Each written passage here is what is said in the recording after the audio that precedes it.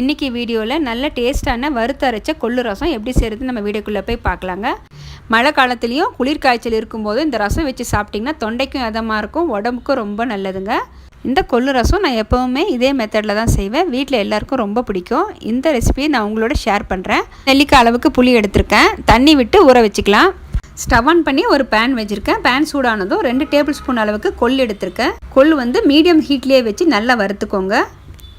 கொள்ளு ரொம்ப கருகிடாமல் இந்த பக்குவத்தில் வறுத்து எடுத்துக்கோங்க. இப்போ இது கூடவே 1 ஸ்பூன் அளவுக்கு வர கொத்தமல்லி சேர்த்துக்கிறேன். 1/2 ஸ்பூன் அளவுக்கு சீரகம் சேர்த்துக்கலாம். 1/2 ஸ்பூன் அளவுக்கு மிளகு சேர்த்துக்கிறேன். இப்போ நான் செய்கிற ரசம் பார்த்திங்கன்னா ஒரு 3 பேருக்கு சரியாக இருக்கும். நல்லா ஒரு 5 நிமிஷத்துக்கு வறுத்துக்கோங்க. இப்போ இது கூடவே 4-5 சின்ன வெங்காயம் எடுத்திருக்கேன், 1 பச்சை மிளகாய், 1 கொத்து கருவேப்பிலை. இப்போ இதையும் நல்லா வறுத்துக்கலாம். எண்ணெய் எதுவுமே சேர்க்காமல் வறுத்து எடுத்துக்கோங்க. இப்போ பார்த்திங்கன்னா நல்லா வறுபட்டுருச்சு. ஆறுனதும் மிக்ஸி ஜாரில் சேர்த்துட்டு அரைச்சிக்கலாம். கொள்ளு, சீரகம், தனியாக அரைச்சதும் பூண்டு சேர்த்துக்கலாங்க. பூண்டு ஒரு 20 பல் சேர்த்துக்கிறேன். பூண்டு சேர்த்துட்டு கொரகொரப்பாக அரைச்சி எடுத்துக்கலாம்.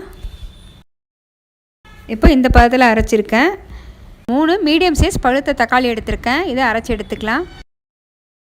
இப்போது எல்லாமே ரெடியாக இருக்குது. இப்போ ரசம் எப்படி தாளிக்கிறதுன்னு பார்த்துடலாம். இப்போ ஸ்டவ் ஆன் பண்ணி ஒரு பாத்திரம் வச்சுருக்கேன். இதில் 2 டேபிள் ஸ்பூன் அளவுக்கு எண்ணெய் சேர்த்துருக்கேன். 1/2 டீஸ்பூன் கடுகு, 1/4 டீஸ்பூன் அளவுக்கு வெந்தயம் சேர்த்துக்கோங்க. 1/4 டீஸ்பூன் அளவுக்கு பெருங்காயம், ஒரு காஞ்ச மிளகாய் சேர்த்துருக்கேன். 1 கொத்து கருவேப்பிலை சேர்த்துட்டு நம்ம அரைச்ச தக்காளி சேர்த்துக்கலாம். 1/4 டீஸ்பூன் அளவுக்கு மஞ்சத்தூள் சேர்த்துட்டு இந்த ரசத்துக்கு தேவையான அளவுக்கு உப்பு சேர்த்துக்கலாம். தக்காளி கொஞ்சம் லைட்டாக வதங்கட்டும். வதங்கினதும் நம்ம ஏற்கனவே அரைச்சி வச்சுருக்கிற கொள்ளு, சீரகம், மிளகு, தனியாக சேர்த்துக்கலாம். இப்போ நம்ம கரைச்சி வச்சுருக்கிற சின்ன நெல்லிக்காய் சைஸ் புளி தண்ணி சேர்த்துக்கிறேன். புளி தண்ணி 1 நிமிஷத்துக்கு கொதித்ததும் நம்ம ரசத்துக்கு தேவையான அளவுக்கு தண்ணி சேர்த்துக்கலாம். இப்போ இந்த ஸ்டேஜில் சாம்பார் பொடி, ரசப்பொடி ஏதாவது சேர்த்துக்கலாங்க. நான் எதுவுமே சேர்க்கலை. இதில் பச்சை மிளகாவும் நம்ம மிளகு சேர்த்துருக்கோம். அந்த காரமே சரியாக இருக்கும். இப்போது 5 நிமிஷம் க்ளோஸ் பண்ணி வைக்கலாம். ரசம் கொதிக்கட்டும்.